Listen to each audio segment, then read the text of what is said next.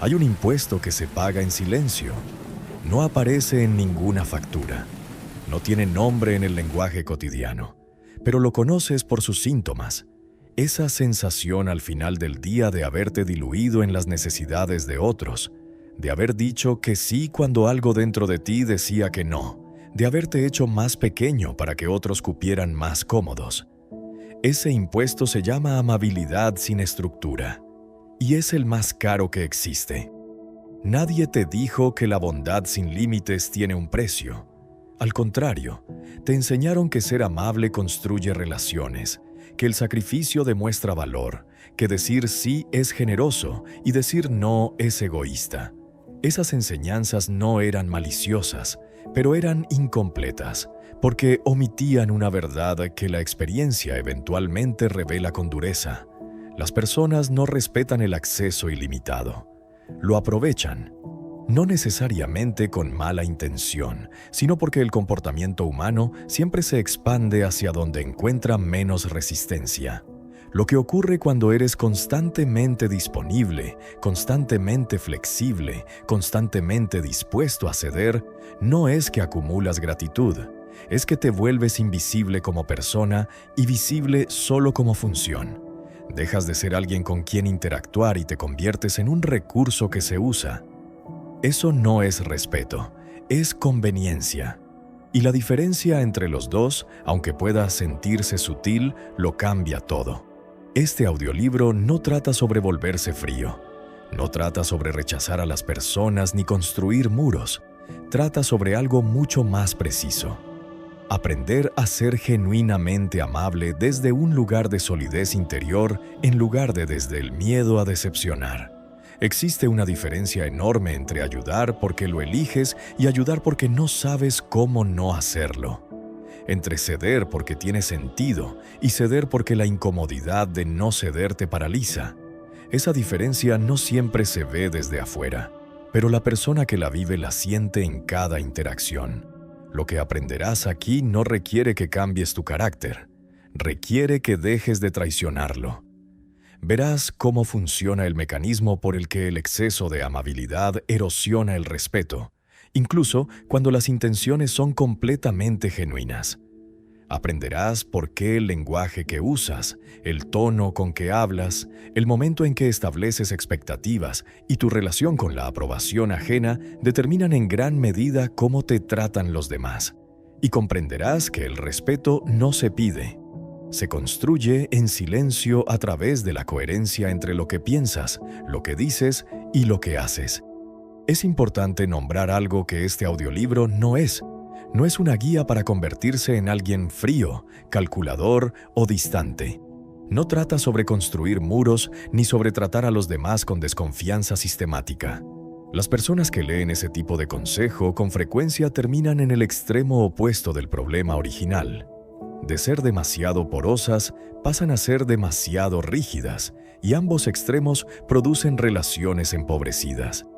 Lo que aquí se trabaja es algo más preciso y más valioso: la capacidad de ser completamente cálido y completamente firme al mismo tiempo. Esas dos cualidades no se excluyen. De hecho, cuando coexisten, producen el tipo de presencia que genera respeto genuino sin sacrificar ningún gramo de humanidad. También vale decir algo sobre el proceso. Los patrones que se describen en este audiolibro no se cambian leyendo o escuchando una sola vez.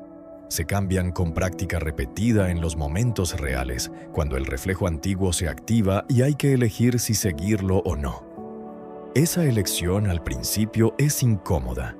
El cerebro resiste el cambio de hábitos. Esa incomodidad no es señal de que estás haciendo algo mal. Es señal de que estás rompiendo un patrón. Y los patrones que se rompen siempre generan fricción antes de que el nuevo patrón se asiente. Saber eso de antemano no elimina la incomodidad, pero la hace más navegable. Lo que sí puede ocurrir desde el primer capítulo es algo más sutil, pero igual de importante: una reorientación del marco. Cuando entiendes por qué funciona el mecanismo que produce la falta de respeto, empiezas a ver tus interacciones con otros ojos, empiezas a notar lo que antes no notabas, Y esa conciencia, aunque todavía no cambie el comportamiento externo, ya está cambiando algo interno. Está creando el espacio desde el que el cambio real es posible. Ese espacio es todo lo que necesitas para empezar. Puedes ser la persona más cálida en una sala y también la más firme. Esas dos cosas no se cancelan. De hecho, cuando coexisten, producen algo que pocas personas logran. Presencia. Una presencia que no necesita volumen ni agresividad, solo claridad. Y la claridad, como descubrirás, es la forma más eficiente de ganar respeto que existe. Capítulo 1. Tú les enseñaste cómo tratarte. Puedes enseñarles diferente. Esta verdad incomoda porque transfiere la responsabilidad. Es más fácil concluir que las personas son desagradecidas, que el mundo no valora la bondad, que los demás están condicionados para aprovecharse. Esas conclusiones pueden contener algo de verdad, pero dejan fuera la parte más importante. Cada interacción que has tenido ha sido un conjunto de instrucciones sobre cómo relacionarse contigo. Y esas instrucciones las has dado tú, con tus respuestas, con tus silencios, con lo que toleraste y con lo que dejaste pasar. El comportamiento humano sigue patrones de refuerzo. Cuando una acción produce un resultado consistente, el cerebro la registra como válida y la repite. Sí que en el segundo los elogios desaparecieron y la carga aumentó. Para el tercero, cuando un colega que trabajaba menos horas y fijaba límites claros fue promovido, Tomás entró en crisis.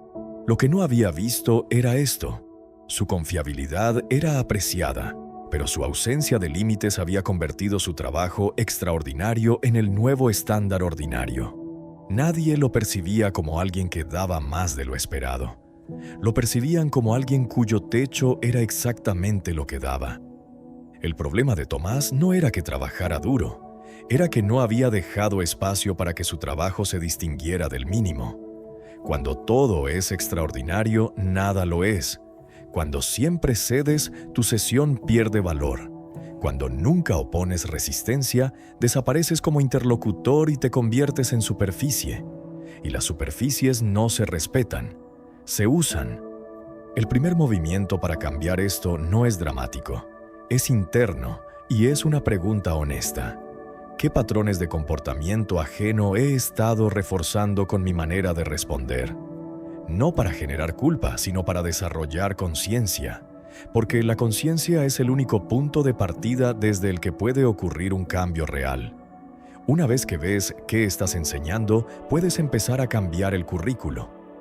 Cambiar el currículo no significa confrontar a las personas con discursos sobre cómo te han tratado. Significa modificar tus respuestas, silenciosamente, consistentemente. Si siempre respondías al instante, empieza a tomarte tiempo. Si siempre decías sí sin preguntar, empieza a hacer una pausa antes de responder. Si siempre absorbías las inconveniencias sin decir nada, empieza a nominar lo que no funciona para ti, con calma, sin drama, como si fuera completamente normal. Porque debería serlo. Hay algo que vale profundizar sobre el caso de Tomás. Lo que le ocurrió no fue excepcional. Es el patrón estándar que sigue la amabilidad sin estructura en entornos de trabajo. Las personas que más dan sin condiciones son con frecuencia las menos promovidas, no porque se valore menos su trabajo, sino porque la ausencia de límites comunica algo sin palabras, que esa persona no tiene suficiente poder para imponer condiciones. Y el poder, en los entornos donde se distribuyen oportunidades, se lee en las señales no verbales tanto como en los resultados. Quien nunca dice no parece alguien que no puede decirlo. Y alguien que no puede decir no tampoco puede decir, de forma convincente, que exige ser tratado de determinada manera. El mecanismo de refuerzo también explica algo que muchas personas encuentran desconcertante. ¿Por qué ciertas personas que no son especialmente amables reciben más respeto que personas que lo son muchísimo más? La respuesta no está en la amabilidad, sino en la predecibilidad de sus límites. El cerebro humano respeta lo que puede predecir. Cuando alguien es consistentemente firme en ciertas cosas, el cerebro aprende qué esperar y calibra el comportamiento en consecuencia. Cuando alguien es completamente impredecible en si va a ceder o no, el cerebro sigue intentando porque nunca sabe cuándo el círculo se va a cerrar. La consistencia es más poderosa que la intensidad de cualquier límite individual. Una de las cosas que más sorprende a las personas cuando empiezan a cambiar sus respuestas es cuánto más fácil de lo esperado resulta el proceso. El miedo anticipado a las consecuencias casi siempre supera a las consecuencias reales. El no sostenido con calma no produce las reacciones catastróficas que el cerebro anticipaba. La pausa antes de responder no ofende a nadie. Nombrar una inconveniencia pequeña con tono tranquilo no destruye ninguna relación. Lo que produce es algo que parece simple y que tiene efectos profundos. La experiencia de que puedes cambiar el patrón y el mundo no se cae. Esa experiencia repetida recalibra el sistema nervioso de manera que ninguna cantidad de conocimiento teórico puede igualar. Nadie te pidió que te enseñaras a ti mismo a encogerte. Lo aprendiste de entornos que recompensaban la complacencia. Pero ese aprendizaje no es permanente. El mismo mecanismo que te enseñó a ceder puede enseñarte a sostenerte. Requiere repetición, requiere incomodidad inicial y requiere aceptar que cambiar cómo responden los demás empieza invariablemente por cambiar cómo respondes tú. Capítulo 2. Cada vez que te disculpas por existir, practicas desaparecer. Existe un lenguaje de la inseguridad que pasa completamente desapercibido porque suena educado. Perdona que te moleste. Perdona, solo quería preguntarte. No sé si es buena idea, pero quizás estoy equivocado, pero... Estas frases tienen algo en común. Comunican antes de que la conversación empiece que quien habla no está del todo seguro de tener derecho a hablar. Son disculpas por ocupar espacio, y el espacio que se pide prestado en lugar de ocuparse con naturalidad siempre parece provisional. El problema no es la cortesía, el problema es la frecuencia y el contexto. Disculparse cuando genuinamente has causado un daño o cometido un error es rendición de cuentas y genera respeto. Disculparse antes de hacer una pregunta, antes de compartir una opinión, antes de pedir lo que necesitas, es algo diferente. Es prefacio de inseguridad. Y prefacia tu mensaje con una señal clara. Lo que viene a continuación podría no valer tu tiempo. El lenguaje moldea la percepción con una eficiencia que la mayoría subestima. Cuando un gerente dice, perdona, podríamos quizás... suena a petición. Cuando dice, necesitamos hacer esto, suena a dirección. El contenido puede ser idéntico. La percepción de autoridad no lo es. Y esa percepción de autoridad no viene de la posición jerárquica. Viene de cómo se ocupa el espacio verbal. Hay personas sin título que llenan una sala con su presencia, y personas con título que se disculpan por estar en ella. Observa también el lenguaje del cuerpo que acompaña a la sobredisculpa. Cuando alguien se encoge verbalmente, el cuerpo suele acompañar. Los hombros se curvan hacia adentro. El mentón baja ligeramente. El contacto visual se rompe antes de que la oración termine. Estas señales no son independientes de las palabras, se refuerzan mutuamente. Y los demás las leen, sin procesar conscientemente lo que leen, simplemente ajustando su postura, su tono y sus expectativas en consecuencia.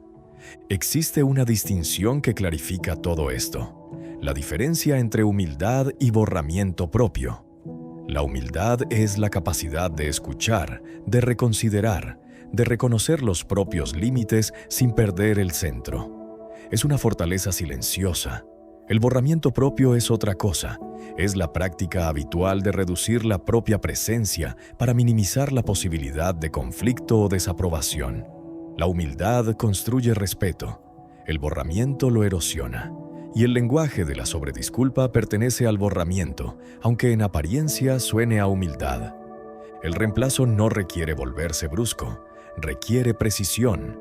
En lugar de perdona que te moleste, prueba cuando tengas un momento.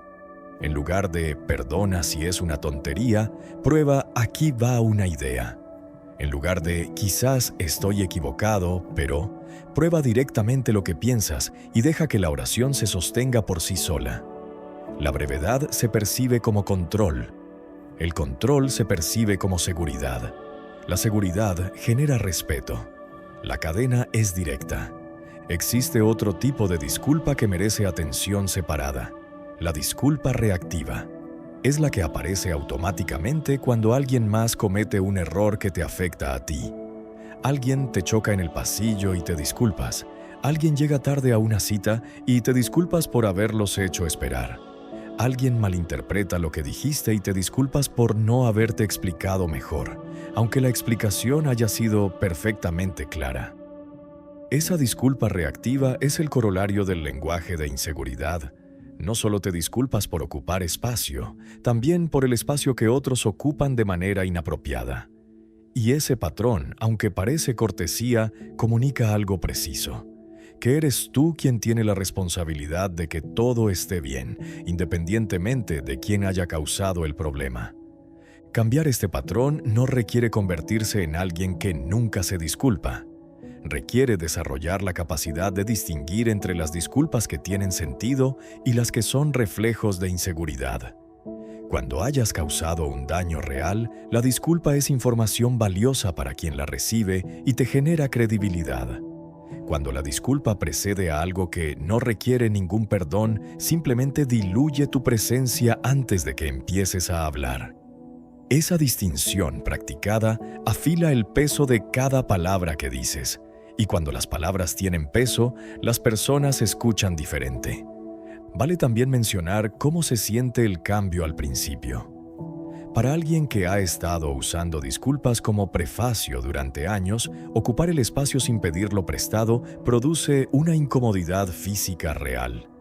Parece brusco, aunque no lo sea. Parece arrogante, aunque sea simplemente directo. Esa sensación es interna y no coincide con cómo lo perciben los demás. Lo que los demás perciben con alta probabilidad es simplemente a alguien que habla con claridad. Esa discordancia entre cómo se siente y cómo se percibe es el trabajo principal de este capítulo. Aprender a tolerar la sensación de ocupar espacio sin disculpa hasta que deje de sentirse extraño y empiece a sentirse simplemente natural. Durante las próximas 24 horas, presta atención a cada vez que usas una disculpa como introducción a algo que no requiere disculpa. No para juzgarte, para verlo. El primer paso para cambiar un patrón es hacerlo visible. Y una vez que lo ves, resulta sorprendente lo automático que era, y también lo innecesario. Tu voz no necesita pedir permiso antes de existir. Necesita simplemente existir. Esa diferencia, practicada diariamente, reescribe cómo te perciben los demás. Capítulo 3. Lo que siempre está disponible no se aprecia, se consume. Existe un principio económico que aplica con perfecta precisión a las relaciones humanas. La percepción de valor está directamente ligada a la percepción de escasez. No porque las personas sean calculadoras o maliciosas, sino porque el cerebro humano evalúa el acceso a algo en parte por cuán difícil es conseguirlo. Lo que está siempre disponible tiende a percibirse como poco valioso, no porque sea objetivamente menor, sino porque su disponibilidad elimina el esfuerzo cognitivo de valorarlo. Piensa en Sofía. Era el ancla emocional de su círculo de amigos. Si alguien tenía una crisis, la llamaba a medianoche. Si alguien necesitaba ayuda para mudarse, reorganizar prioridades o simplemente desahogarse durante horas, Sofía estaba. Consideraba que la lealtad se medía por la disponibilidad. Con el tiempo notó algo que no esperaba. Sus llamadas habían dejado de sentirse urgentes para sus amigos. Cuando las devolvía tarde, nadie lo señalaba. Cuando necesitó apoyo en un momento difícil propio, las respuestas llegaron diluidas. no porque sus amigos no la quisieran, porque habían calibrado inconscientemente su presencia como algo permanente, y lo permanente no se prioriza. El exceso de disponibilidad también produce una consecuencia menos evidente. Introduce tensión invisible en quien da. Nadie puede dar de forma genuinamente ilimitada. Hay un momento en que el sí, que se dice en voz alta, coexiste con un no que se piensa en silencio. Esa coexistencia tiene una firma corporal, ligera tensión en la mandíbula, respiración un poco más corta, microexpresiones que no coinciden con las palabras. Las personas no leen ese lenguaje conscientemente, pero lo procesan, y cuando lo procesan, lo que reciben no es generosidad genuina, es generosidad forzada. La generosidad forzada no genera gratitud, genera distancia sutil. El cambio que produce resultados aquí no es volverse distante, es volverse intencional. Hay una diferencia entre estar disponible porque lo eliges y estar disponible porque no sabes cómo no estarlo. La primera forma de disponibilidad se siente tranquila y produce conexión genuina. La segunda se siente ansiosa y produce el tipo de relación donde una persona siempre da y la otra siempre toma, sin que ninguna de las dos lo haya elegido conscientemente. Algunos cambios concretos que reequilibran esta dinámica.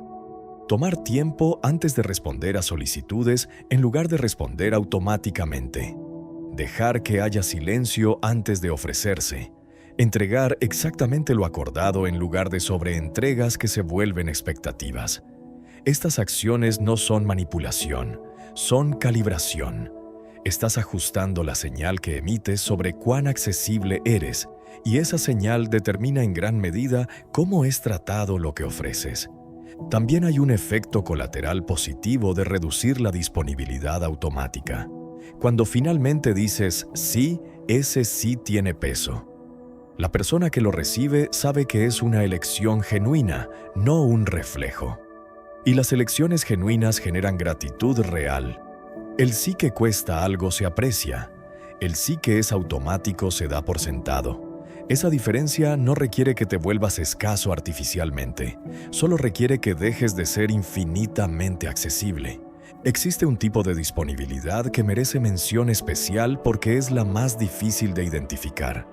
La disponibilidad emocional sin límites.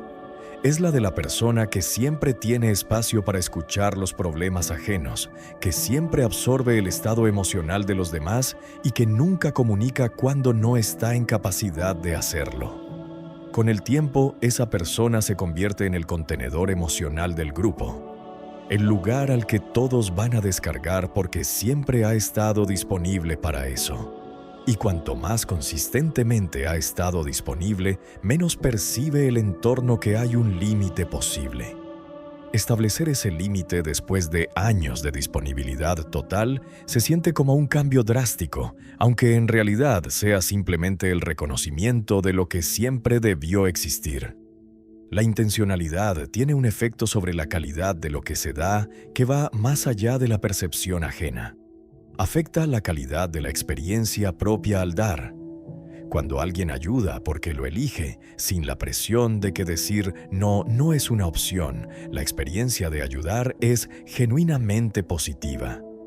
Hay energía en el acto, hay presencia real. Cuando ayuda porque el reflejo automático se activó antes de que pudiera considerar si quería hacerlo, esa energía no está.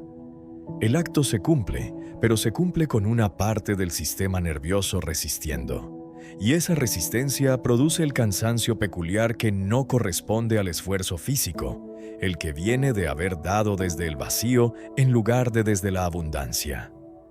La disponibilidad intencional también mejora la calidad de las relaciones desde el otro lado.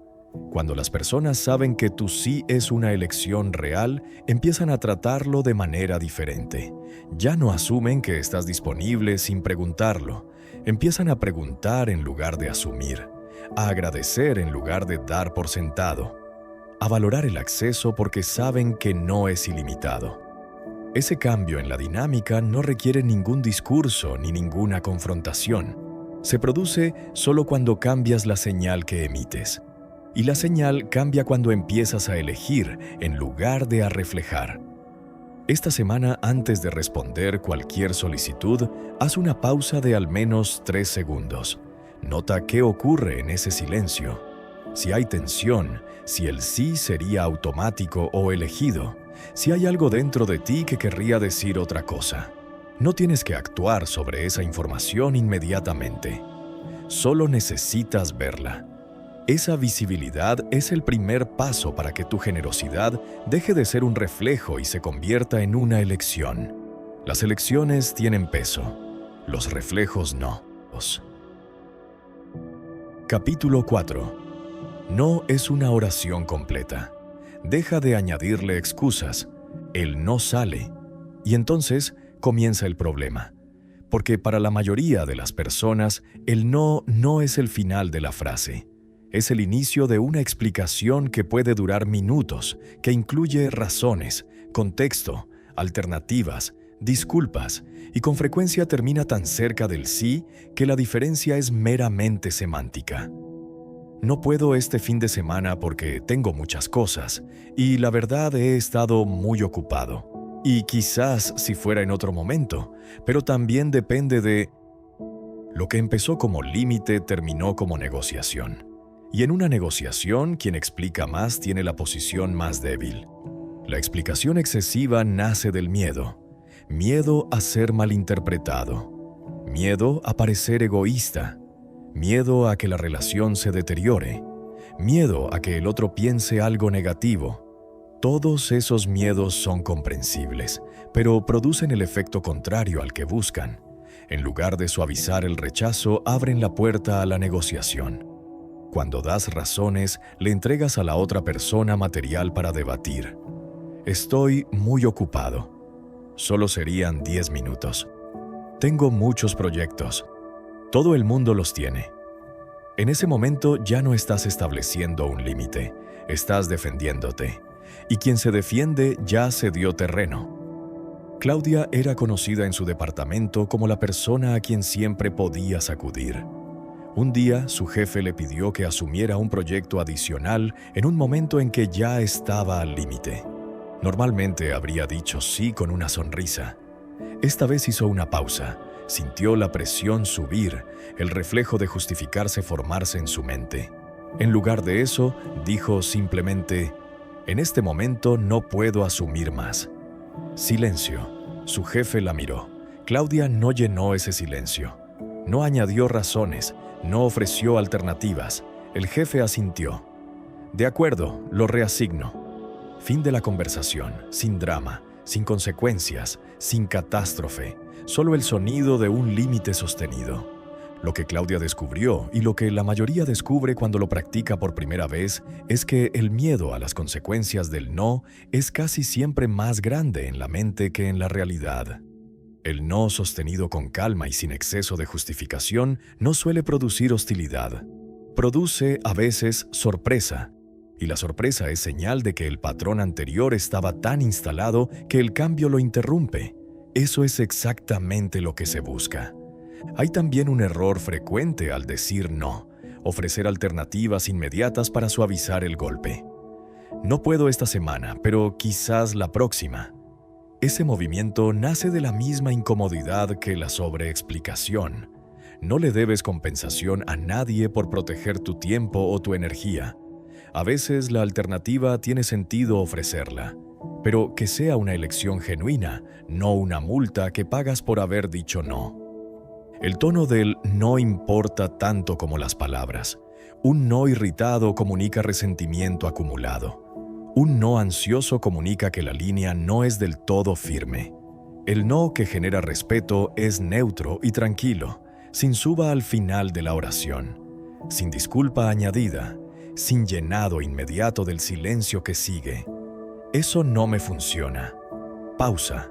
Punto. La pausa después del no es tan importante como el no mismo.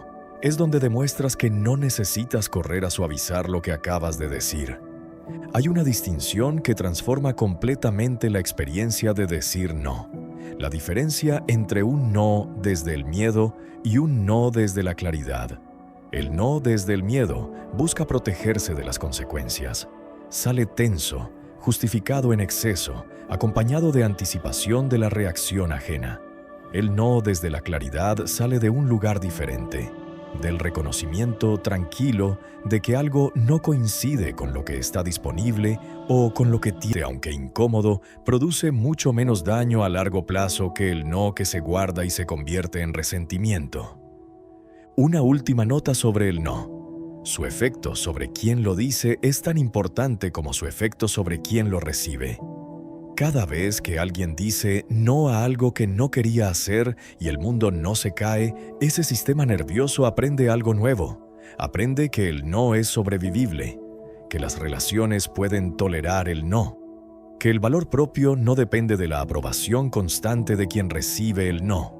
Esa actualización repetida produce una especie de confianza estructural que no se obtiene de ninguna otra manera. No de los libros ni de las charlas motivacionales, de la experiencia directa de haberse sostenido y haber visto que sigue en pie. Practica la regla de una oración esta semana. Cuando necesites declinar algo, usa una sola oración sin justificación adicional, a menos que te la pidan explícitamente. Si alguien pregunta por qué, una frase breve es suficiente. Luego para. La incomodidad inicial que sentirás es real. Es lo que se siente cuando dejas de pagar el impuesto de la sobreexplicación.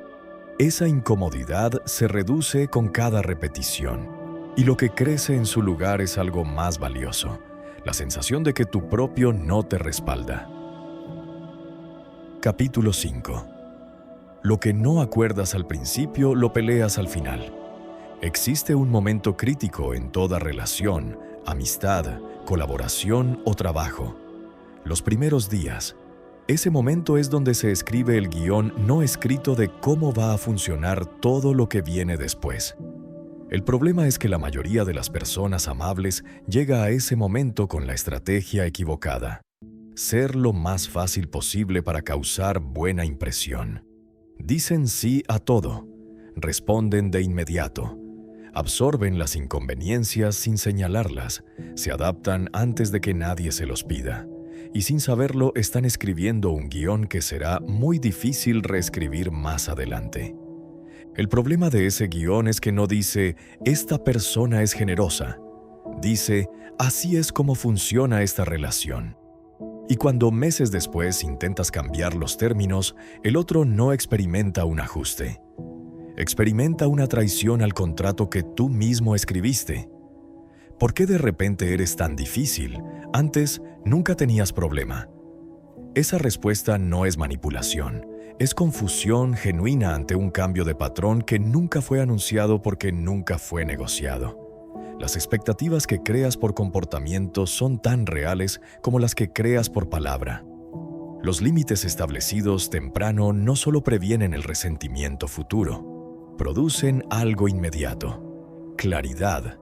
Y la claridad es respetada incluso cuando no es bienvenida. Un colega que dice desde el primer día, no reviso mensajes después de las 7, no es percibido como difícil. Es percibido como alguien que sabe cómo funciona. Alguien con estructura. La estructura, cuando es comunicada con calma y sin defensividad, genera una percepción de competencia que la disponibilidad ilimitada nunca produce. Existe también un beneficio filtro de los límites tempranos. Revelan con quién estás tratando. Alguien que respeta un límite razonable desde el inicio demuestra que el respeto es recíproco. Alguien que reacciona agresivamente o manipuladoramente ante una expectativa clara y tranquila está mostrando algo importante sobre su relación con la conveniencia ajena. Esa información obtenida temprano te ahorra semanas o meses de descubrirla de la manera más costosa. El límite temprano tampoco requiere un discurso. No es, quiero dejarte claro desde el principio que tengo estas reglas y espero que las respetes. Es simplemente actuar conforme a ellas. Si alguien llega tarde a la primera reunión y no lo señalas, estás estableciendo que la impuntualidad no tiene consecuencia. Si lo señalas brevemente y con calma, necesito que empecemos a la hora acordada, estás estableciendo lo contrario. No hace falta más. Para quienes ya llevan tiempo en relaciones o entornos donde los límites nunca se establecieron, la situación requiere algo diferente pero posible: la recalibración gradual. No una confrontación que replantee todo de golpe, sino ajustes pequeños y sostenidos. Tardas más en responder. Señalas una inconveniencia pequeña que antes habrías absorbido. Dices no a una cosa pequeña. Esos ajustes producen tensión temporal. Espérala. Esa tensión es el sistema recalibrando. Del otro lado está un equilibrio más sostenible. El concepto de guión temprano aplica con igual fuerza en las relaciones personales que en las profesionales. En las amistades, en las relaciones románticas, en las relaciones familiares, hay una ventana en la que el patrón se establece antes de que sea invisible. En el inicio de una amistad, si siempre eres tú quien propone, quien se adapta al horario del otro, quien cede en los planes, ese patrón se instala. No porque el otro sea malicioso, porque el guión dice que así funciona. Modificarlo más tarde requiere mucho más energía de la que habría requerido simplemente no escribirlo así desde el principio. También merece atención lo que ocurre internamente cuando se establece un límite temprano y este es respetado sin fricción. Esa experiencia, que parece pequeña, deposita algo importante. Evidencia de que los límites no destruyen las relaciones. Para alguien cuyo sistema nervioso asocia los límites con el riesgo de pérdida, esa evidencia es transformadora. Y la única manera de obtenerla no es pensar más en ello, es experimentarlo. El primer límite temprano que se sostiene sin consecuencias negativas abre una puerta que ningún argumento lógico podría abrir, porque ya no es una idea, es una experiencia vivida. Hay una forma de pensar en los límites tempranos que los hace más fáciles de establecer. No son restricciones que impones sobre los demás. Son información que les das sobre cómo puede funcionar la relación de manera sostenible. Desde ese marco, establecer un límite no es un acto defensivo ni agresivo. Es un acto de honestidad. Estás diciéndole al otro lo que necesita saber para que la relación funcione a largo plazo. Y las personas que pueden trabajar con esa información son las que pueden tener contigo una relación real. Las demás habrían tenido, en el mejor de los casos, solo la versión ajustada de ti. Identifica una relación o situación donde nunca escribiste el guión y ahora estás pagando el precio. No para confrontarla de inmediato, sino para hacer un ajuste pequeño esta semana. Un solo límite, comunicado con calma y sin drama. Observa qué ocurre. La mayoría de las veces, la respuesta es más tranquila de lo que el miedo anticipaba. Y esa experiencia es el tipo de evidencia que el sistema nervioso necesita para aprender que fijar límites no destruye las relaciones, las define. Capítulo 6. Buscar aprobación es la forma más rápida de perder el respeto. Pocas necesidades humanas operan de forma tan parecida a una adicción como la necesidad de aprobación. Produce un refuerzo variable, que es exactamente el mecanismo que hace más adictivo cualquier comportamiento. A veces llega, a veces no, y esa imprevisibilidad mantiene el circuito activo. Cuando llega, el alivio es real. El sistema nervioso se relaja. La sensación de ser aceptado, de ser visto como bueno, activa los mismos circuitos de recompensa que otras formas de placer. El problema no es que la aprobación se sienta bien. El problema es lo que haces para conseguirla. Cuando la necesidad de aprobación dirige el comportamiento, empieza a ocurrir algo sistemático. Las decisiones dejan de basarse en lo que es correcto o coherente con los propios valores y empiezan a basarse en lo que generará menos fricción o más validación. Suavizas opiniones que son genuinas para no incomodar. Dices sí a compromisos que no quieres asumir para no decepcionar. Cambias de postura cuando sientes resistencia, no porque hayas recibido un argumento mejor, sino porque la presión social activa el mismo mecanismo que la desaprobación. Con el tiempo resulta difícil distinguir qué piensas realmente de lo que aprendiste a pensar para que otros estén cómodos. Alejandro era percibido por todos como alguien equilibrado y fácil de tratar. En reuniones, raramente tomaba posiciones fuertes. Si alguien discrepaba, encontraba manera de validar ambas perspectivas.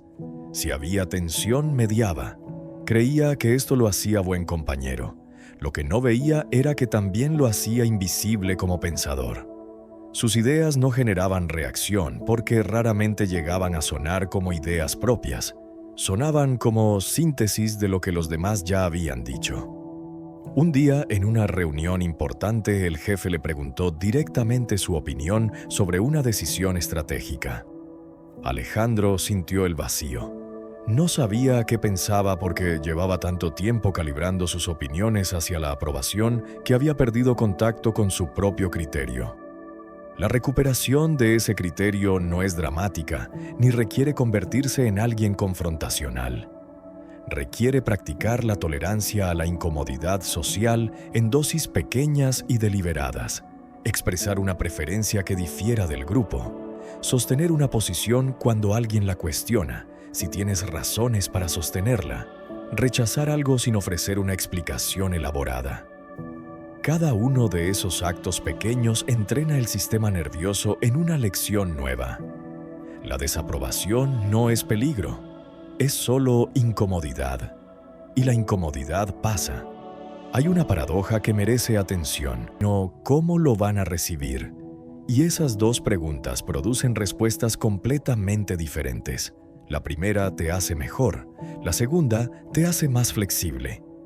Y la flexibilidad sin criterio propio no es una virtud, es la ausencia de uno. Las personas más respetadas en cualquier campo no son las que siempre dicen lo que su audiencia quiere escuchar. Son las que dicen lo que saben, aunque no sea lo que se esperaba. Recuperar el criterio propio después de años de calibración hacia la aprobación requiere un trabajo específico. Preguntar antes de opinar, no qué dirá la otra persona, sino qué piensas tú. Esa pregunta, que debería ser obvia, no lo es para quien ha estado respondiendo a la reacción ajena durante mucho tiempo. Puede haber un momento de silencio genuino antes de que llegue la respuesta propia. Ese silencio no es ignorancia, es el primer signo de que el criterio propio está recuperando su lugar. Y con la práctica, ese silencio se acorta. La opinión propia se vuelve más accesible. Y cuando es más accesible, puede expresarse con la convicción que produce la credibilidad. Vale cerrar este capítulo con algo que puede resultar contraintuitivo. Las personas que más te respetan no son necesariamente las que más te aprueban. A veces son exactamente las contrarias. Las que han visto dónde te mantienes, cuando no cedes, cómo respondes cuando algo no coincide con lo que crees. Esas personas no siempre sonríen ante lo que dices, pero lo escuchan, porque saben que lo que dices no es una actuación para ellos. Es lo que realmente piensas, y lo que realmente piensas tiene un peso que la síntesis de lo que todos quieren escuchar nunca puede tener. Esta semana practica una cosa. En una conversación donde normalmente suavizarías tu posición para evitar tensión, no lo hagas.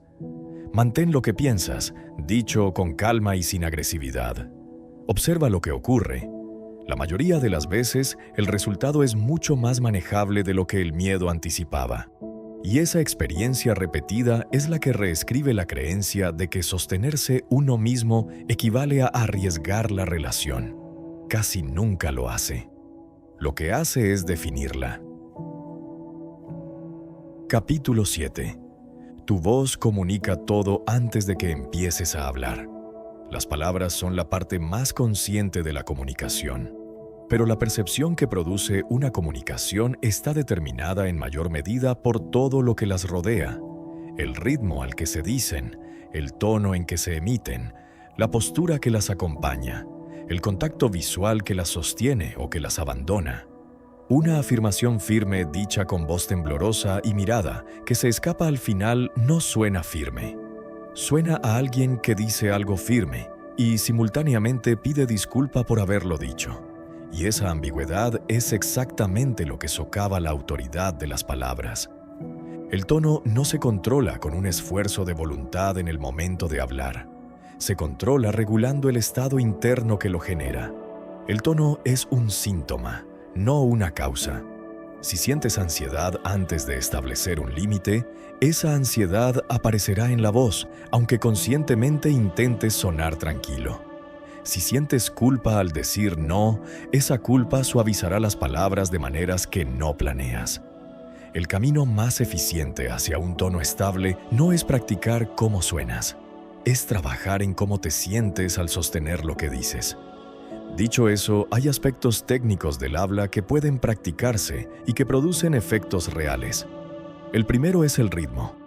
Las personas que sienten ansiedad al afirmarse tienden a hablar más rápido de lo normal, como si necesitaran terminar antes de que el otro tenga oportunidad de interrumpir o rechazar.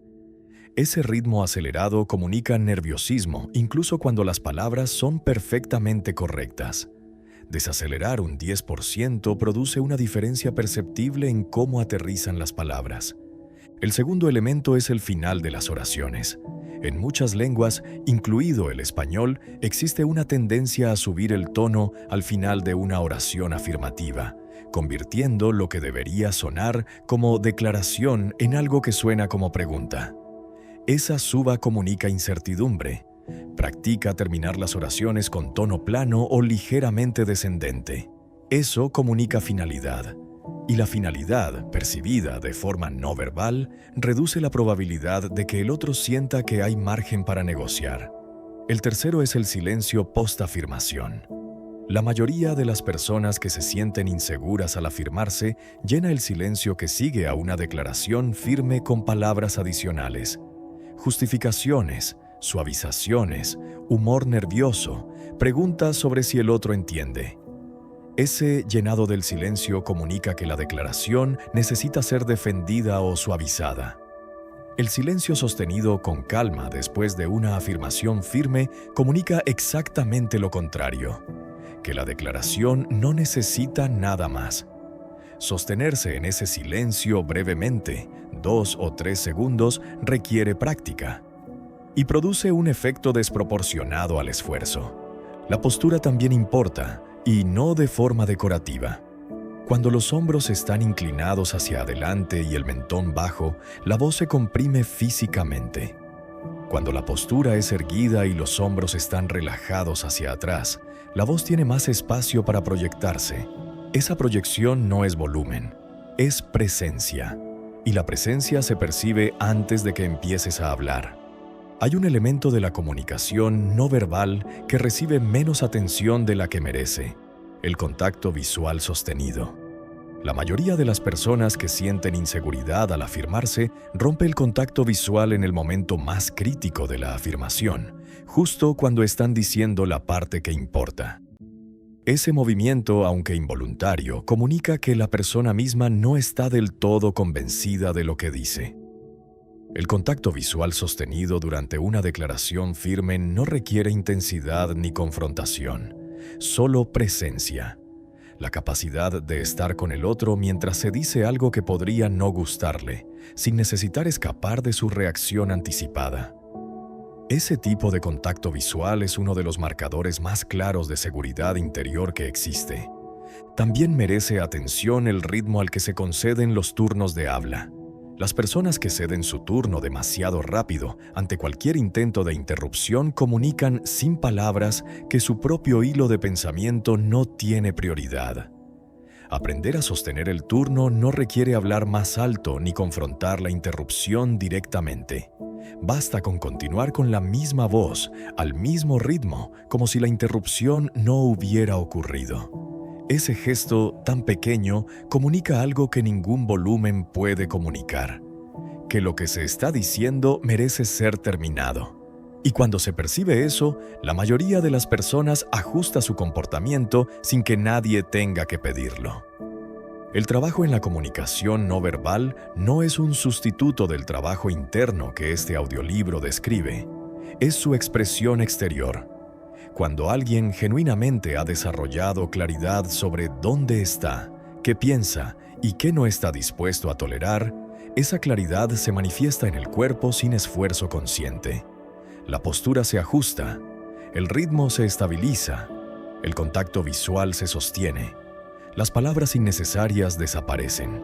Eso no ocurre porque se practicaron técnicas de comunicación, ocurre porque hay algo adentro que se estabilizó. Y ese algo es exactamente lo que los capítulos de este audiolibro construyen.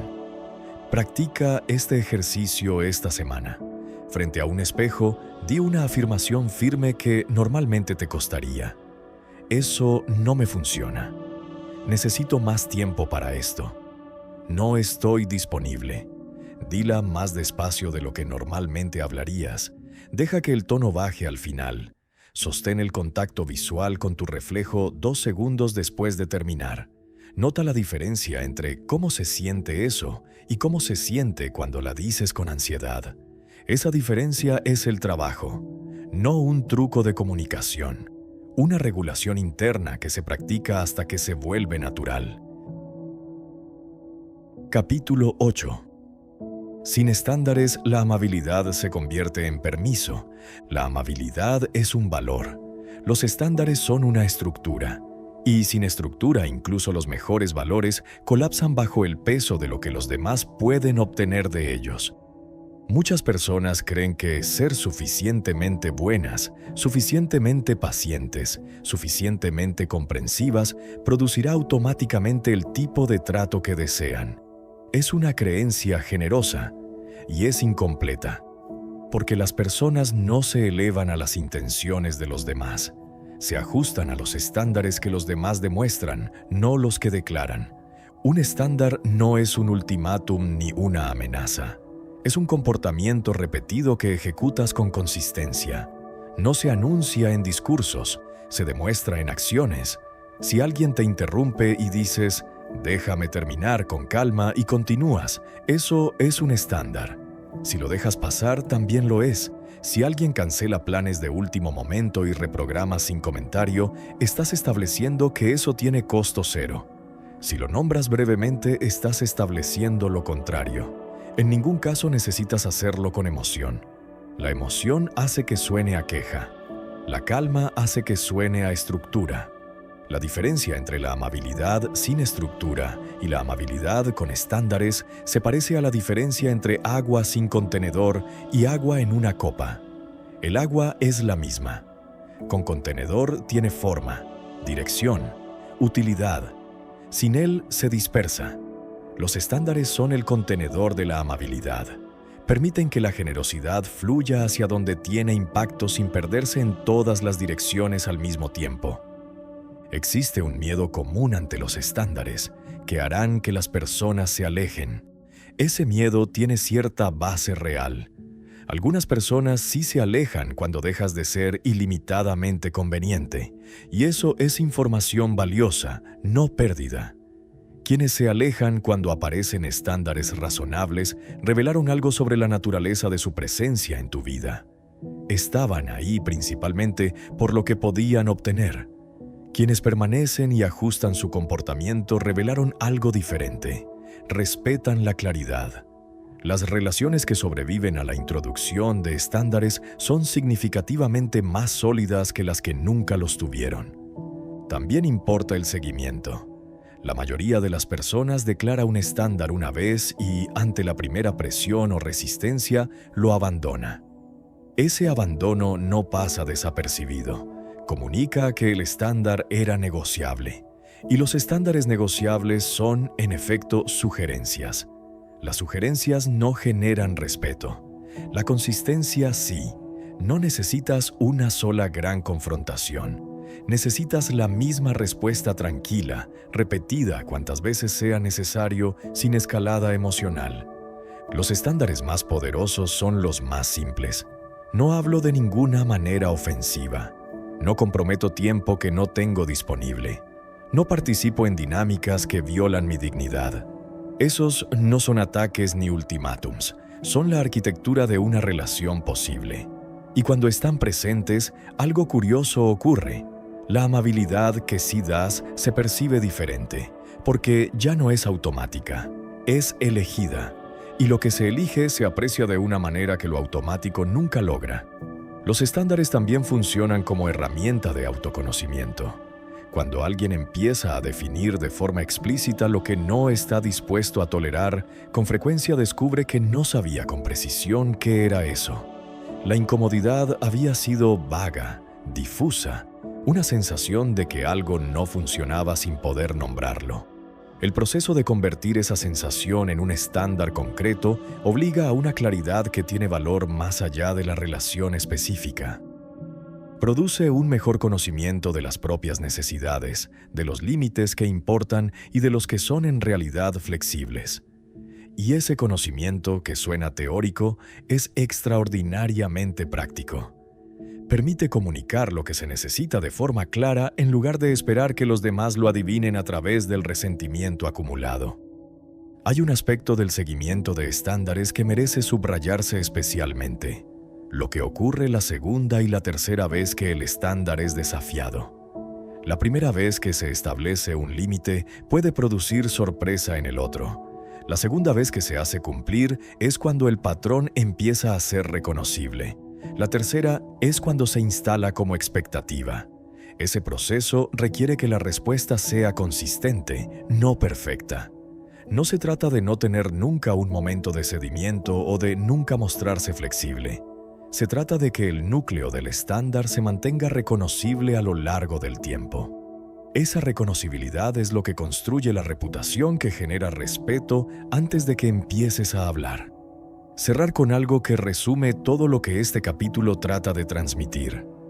Los estándares no son una medida de rigidez ni de frialdad. Son una medida de claridad. Quien tiene estándares claros y los mantiene con calma no está construyendo muros, está construyendo un mapa que le dice al entorno cómo tratarlo. Y cuando ese mapa existe, algo curioso ocurre. Las relaciones se vuelven más fáciles, no más difíciles, porque no hay ambigüedad sobre lo que esperar. No hay negociaciones implícitas que nadie declaró, pero que todos sienten. Solo claridad. Y la claridad, aunque no siempre sea cómoda, siempre es más descansada que la niebla de las expectativas no dichas. Esta semana define 3 cosas que no estás dispuesto a seguir tolerando, sin drama, con especificidad. No quiero más respeto en general. Algo concreto. No respondo mensajes después de determinada hora. Cuando alguien me interrumpe, retomo sin pausa como señal de que la interrupción fue registrada. No asumo compromisos que requieren renegociar mi agenda sin al menos 24 horas. Esos 3 puntos son suficientes para empezar. No los anuncies, simplemente ejecútalos. La estructura silenciosa es más poderosa que la declaración ruidosa.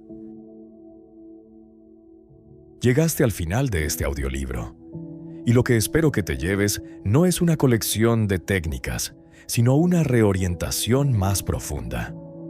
Una comprensión de que el respeto que deseas no se consigue siendo más amable, más disponible, más dispuesto a ceder.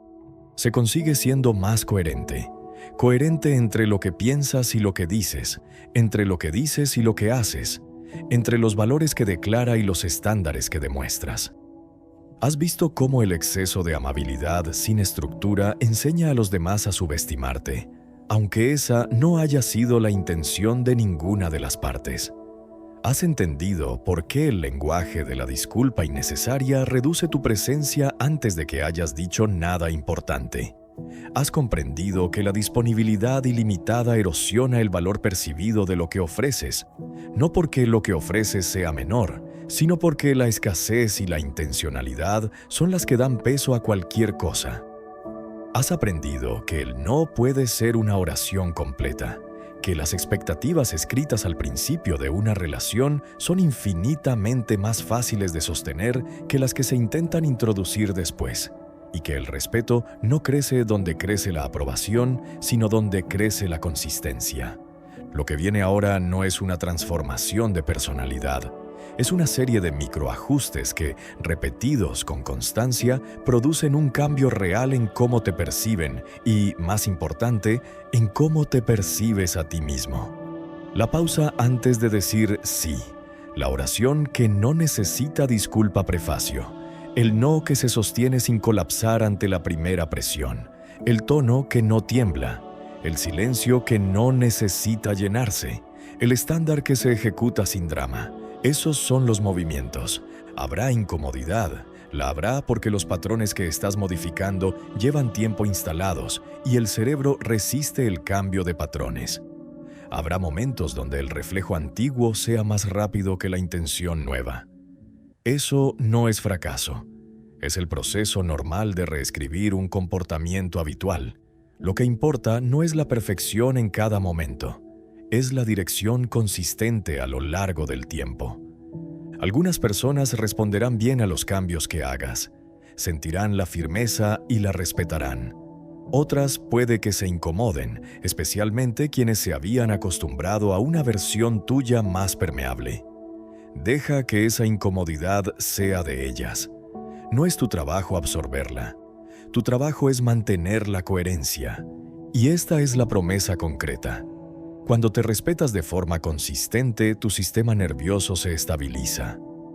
Dejas de repasar las conversaciones buscando lo que deberías haber dicho. Dejas de sentirte agotado después de interacciones que debían ser simples. Dejas de cargar con el peso acumulado de las pequeñas traiciones cotidianas a ti mismo. Esa ligereza no es la ausencia de problemas, es la presencia de coherencia. Y la coherencia experimentada desde dentro cambia cómo te mueves, cómo hablas, cómo ocupas el espacio. Hay algo que vale decir sobre el largo plazo de este proceso. Las personas que lo recorren con consistencia describen un cambio que va más allá de las relaciones específicas que mejoran o se recalibran. Describen un cambio en la relación con ellas mismas. Ya no cargan esa sensación difusa de haberse traicionado que acompaña a cada sesión no elegida. Ya no necesitan reprocesar las conversaciones durante horas buscando lo que podrían haber dicho diferente, porque lo que dijeron fue lo que pensaban. Esa congruencia entre lo interno y lo externo produce algo que no tiene un nombre conveniente, pero que se reconoce inmediatamente cuando se experimenta. Una especie de tranquilidad estructural que no depende de las circunstancias externas. El respeto genuino, el que se construye a través de la coherencia y no a través del acomodo constante, tiene también una característica que lo distingue del respeto que se obtiene por miedo o por posición jerárquica. Es portátil. No depende de un contexto específico, ni de una relación específica, ni de un rol específico. Quien ha construido respeto a través de la forma en que opera, entra en una sala nueva, conoce gente nueva, empieza en un contexto nuevo y el respeto se regenera porque viene de adentro. No necesita ser demostrado, se percibe. Y esa portabilidad, esa independencia de las circunstancias externas es el tipo de seguridad que ningún título ni ningún aplauso puede proporcionar. Empezaste este audiolibro conociendo el impuesto invisible que se paga en silencio. Terminas con algo más útil que el nombre del problema. Un conjunto de movimientos concretos para dejar de pagarlo. No todos a la vez, no perfectamente, pero en la dirección correcta, un paso a la vez. La pausa antes del sí automático, la oración que no pide perdón por existir, el no que se sostiene sin colapsar. El límite que se establece temprano, la posición que se mantiene aunque incomode, el estándar que se ejecuta sin drama. Ninguno de esos movimientos requiere que cambies quién eres. Todos requieren que dejes de actuar como si encogerte fuera lo que te protege. No lo es, nunca lo fue. Lo que te protege es exactamente lo contrario. Saber dónde estás parado y no moverse de ahí. El respeto no se pide. No se mendiga, no se negocia, se irradia desde la coherencia entre quién eres y cómo actúas. Puedes seguir siendo la persona más cálida en cada sala en que entres. Solo deja de encoger para que otros quepan más cómodos. El espacio que ocupas no les quita nada. Les da algo que muchos no saben que necesitaban: la presencia de alguien que se conoce y se sostiene. Eso es lo que cambia todo, no el volumen. No la agresividad, la firmeza tranquila de quien sabe dónde termina y dónde empieza. Eso es el respeto propio. Y una vez que lo tienes de verdad, nadie te lo puede quitar.